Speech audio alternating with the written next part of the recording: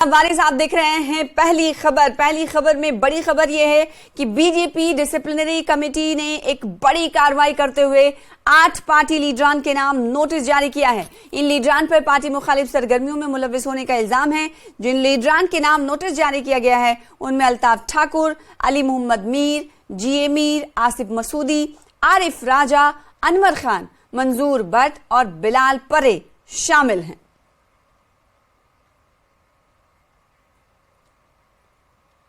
जम्मू कश्मीर के इंचार्ज और भारतीय जनता पार्टी के कौमी जनरल सेक्रेटरी तरुण चुग ने न्यूज 18 से बातचीत करते हुए कहा कि इलेक्शन कराना इलेक्शन कमीशन का काम है, लेकिन मैं मुफ्ती अब्दुल्ला खानदान और गांधी नेहरू खानदान से दरखास्त करूंगा कि वो बताएं कि 3 दहाइयों से हदबंदी क्यों नहीं की गई। साइंटिफिक हदबंदी पहली बार हुई है। तरुण चुग ने कहा कि इलेक्शन कमीशन एक आजाद इदारा है और इलेक्शन कमीशन जल्द इंतखाबात का ऐलान करेगा। बीजेपी हमेशा इंतखाबात के लिए तैयार है, लेकिन मैं हैरान हूं। उन्होंने कहा कि इलेक्शन का बाइकआउट करने वाले पंचायती इलेक्शन कराने का मुतालबा कर रहे हैं। उन्होंने कहा कि इन्हीं जमातों ने डीडीसी इलेक्शन का बाइकआउट किया था, अब यही लोग जमहूरियत का दर्स दे रहे हैं। बाइकआउट की सियासत करने वाले अपनी फिसलती हुई सियासी जमीन को बचाने की कोशिश कर रहे हैं। जम्मू कश्मीर में चुनाव के मुद्दे पर लगातार बयानबाजी हो रही है। विपक्ष भारतीय जनता पार्टी और सरकार को लगातार चुनाव के मुद्दे पर घेर रहा है। ज्यादा बातचीत के लिए हमारे साथ हैं बीजेपी के राष्ट्रीय महासचिव और जम्मू कश्मीर प्रभारी तरुण चुग जी। उमर अब्दुल्ला ने आरोप लगाया कि बीजेपी चुनाव के मूड में ही नहीं है, चुनाव कराना ही नहीं चाहती। चुनाव घोषित करना चुनाव आयोग का काम है, लेकिन मैं मुफ्ती अब्दुल्ला और गांधी नेहरू परिवार से निवेदन करूंगा कि वो बताएं कि 3 दशक परिसमन क्यों नहीं कराया। अब परिसमन हुआ है, पहली बार साइंटिफिक परिसमन हुआ, वोटर लिस्टें बननी शुरू हुई हैं, उस पर इतराज मांगे जा रहे हैं और निश्चित रूप से चुनाव आयोग जल्द ही चुनाव घोषित करेगा और चुनाव घोषित करने का काम चुनाव आयोग का है और भारतीय जनता पार्टी हर समय चुनाव के लिए तैयार है। पर मैं हैरान हूं, चुनाव का बायकॉट करने वाले लोग, जब पंचायत इलेक्शन आया था तो किसने बायकॉट किया था, जब बीडीसी इलेक्शन आया तो किसने बायकॉट किया था। चुनाव का बायकॉट करने वाले लोग और बायकॉट से कई दशकों से चुनाव जीतकर सत्ता में पहुंचने वाले लोग, लोकतंत्र की हत्या व अपहरण करने वाले लोग अब लोकतंत्र पर जन शिक्षा दे रहे हैं।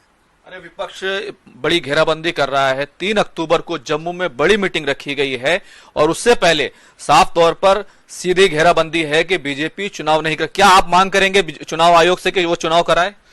चुनाव आयोग स्वतंत्र संस्था है और चुनाव आयोग अपनी सारी जो फॉर्मेलिटीज है उसको पूरा करके समय पर चुनाव कराए।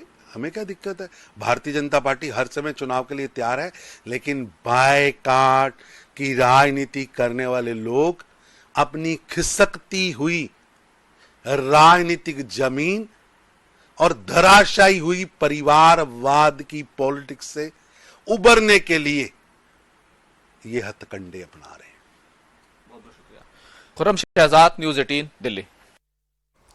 जम्मू में ड्रैगन फ्रूट की काश्त फरोग पा रहा है। किसानों को ड्रैगन फ्रूट की काश्त से अच्छा फायदा हासिल हो रहा है। सांबा के जाख इलाके के रहने वाले किसान रणधीर सिंह इन दिनों ड्रैगन फ्रूट की काश्त कर रहे हैं और इस काश्त से अच्छा मुनाफा भी हासिल हो रहा है। किसान रणधीर सिंह का कहना है कि वो पहले सब्जियां काश्त करते थे, लेकिन उन्हें अच्छा मुनाफा नहीं मिलता था और इसके बाद से वो इस काश्त को करते हुए आ रहे हैं। वो ड्रैगन फ्रूट की काश्त कर रहे हैं, इससे काफी फायदा भी हो रहा है और महकमे बागवानी भी इसमें उनकी मदद कर रहा है। महकमे बागवानी के डायरेक्टर राम सेवक ने न्यूज 18 जेके लिच से बातचीत करते हुए कहा कि महकमे की जानिब से बहुत सी स्कीमें चलाई जा रही हैं जिससे काफी फायदा लोगों को पहुंच रहा है। उन्होंने कहा कि कोशिश की जा रही है कि नौजवान इन स्कीमों से फायदा उठाएं और महकमे बागवानी में शमूलियत इख्तियार करें।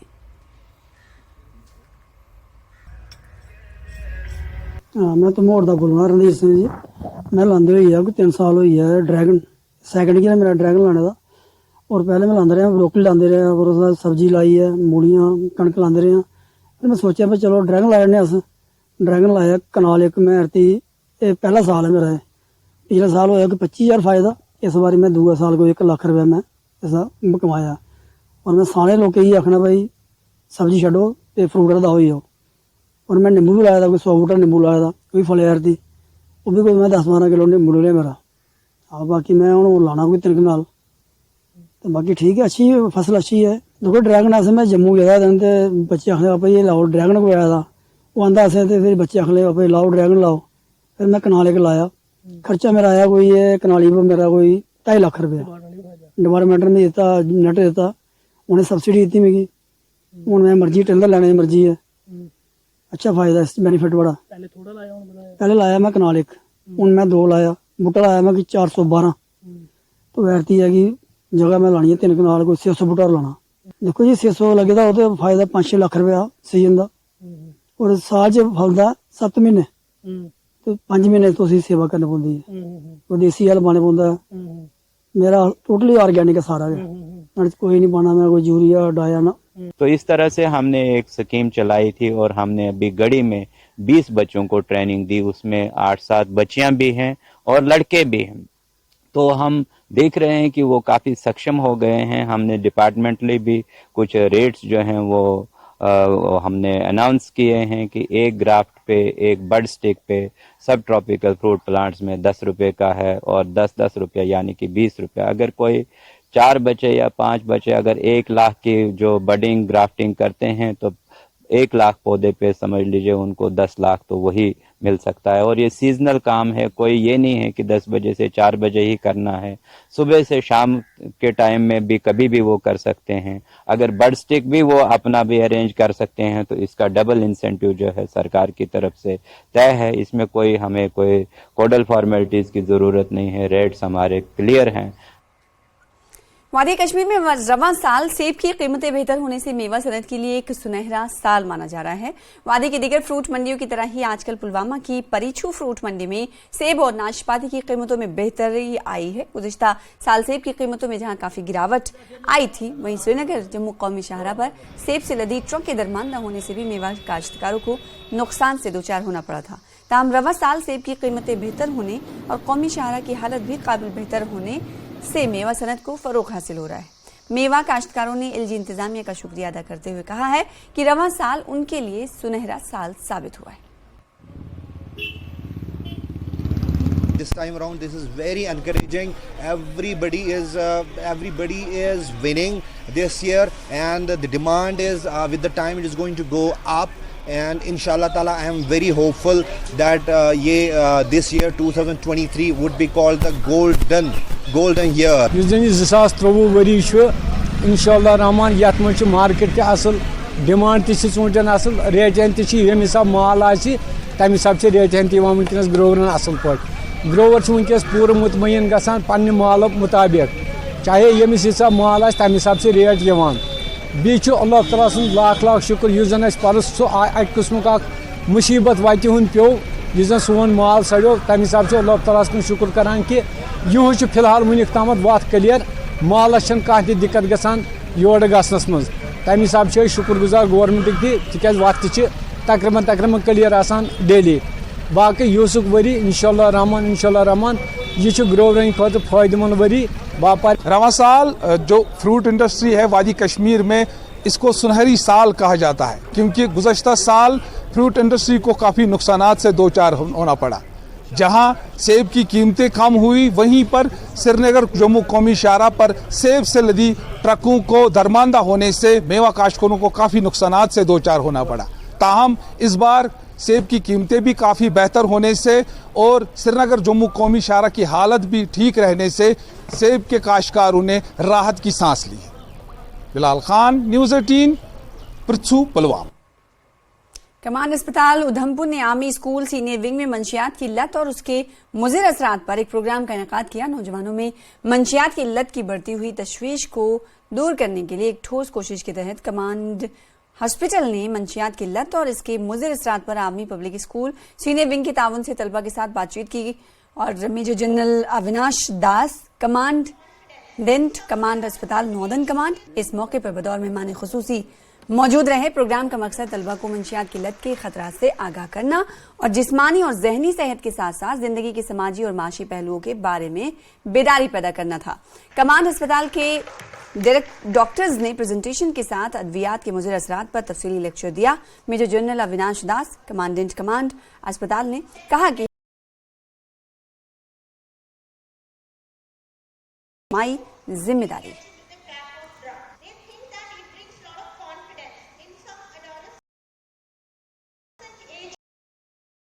ड्रग्स लेना एक बहुत ही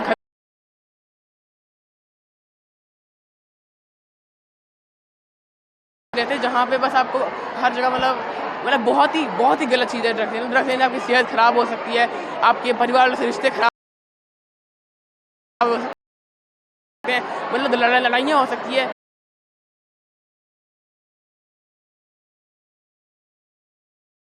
हमें ड्रग्स से हमारी सेहत तो खराब होती ही है, रिश्ते खराब होंगे। उधमपुर के सतानी में डिप्टी सेक्रेटरी ने पंचायत घर का संग बुनियाद रखा। इस पंचायत घर के तामीरी काम 30 लाख की दहाइयों पुरानी डिमांड को पूरा किया गया है। इस मौके पर बड़ी तादाद में मकामी लोग मौजूद रहे। पुरुषोत्तम लाल गुप्ता, सरपंच पंचायत हल्का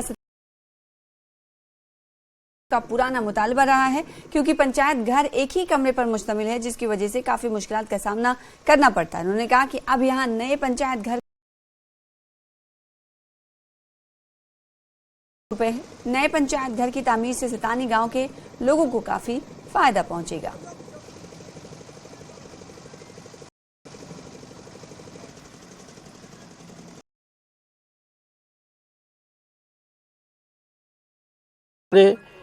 गांव के लोगों को, सतानी के लोगों को बहुत ही खुशी महसूस कर रहे हैं और उनके चेहरे पर बहुत ही रौनक है, क्योंकि ये हमारी जो पंचायत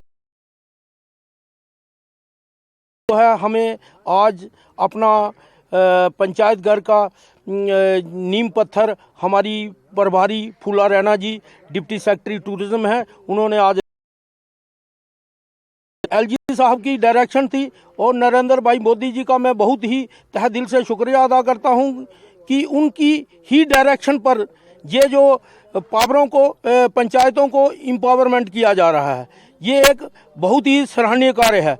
और हमारे लोग जो हैं आने वाले समय में हमारे पंचायत घर के अंदर बैठकर पूरी पंचायत को चलाएंगे और हम अपनी पंचायत में एक सेक्रेटरीट स्टार्ट करेंगे, जिससे हमारी पंचायत पूरी तरह से फंक्शन करेगी।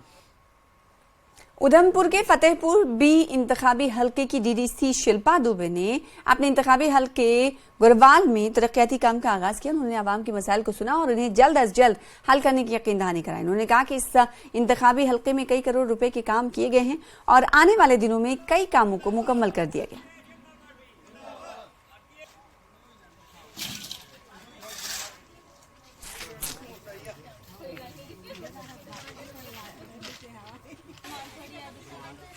सियासत में आए हुए 5 साल लगभग होने वाले हैं।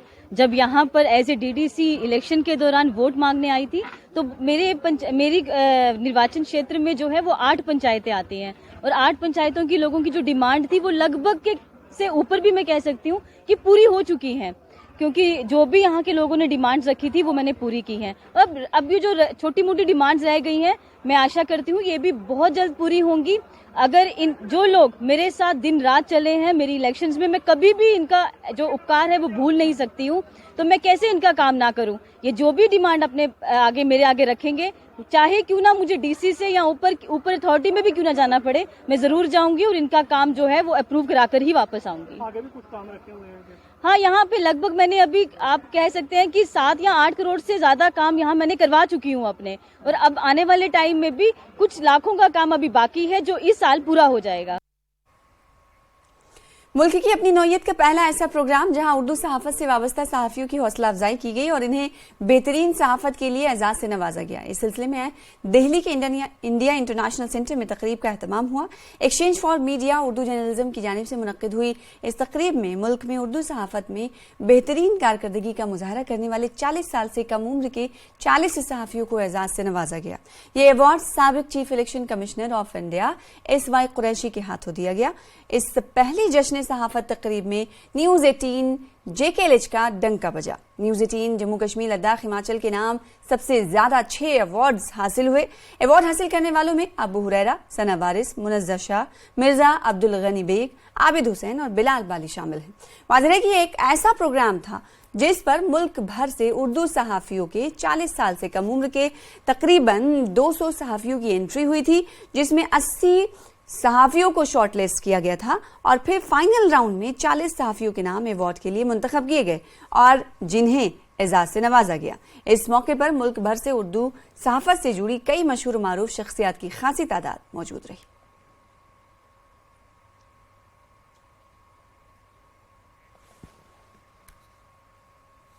फिलहाल इसी के साथ इस बुलेटिन में इतना ही। छोटे से ब्रेक के बाद देखिए धार भी रफ्तार भी। आदाब।